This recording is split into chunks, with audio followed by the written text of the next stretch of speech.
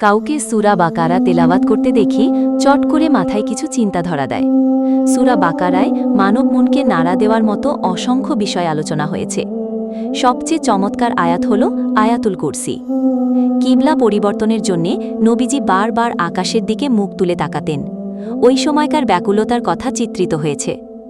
কিছু কালিমা দ্বারা ইব্রাহিম আকে পরীক্ষা করার কথা, তাকে ইমামত বা নেতা বানানোর কথা আলোচিত হয়েছে। একদল বনি ইসরায়েলের কথা আলোচিত হয়েছে।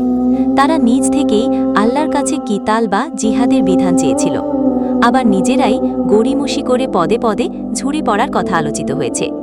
এছাড়া আরও অনেক বিষয় মাথায় ঘুরপাক খেতে থাকে।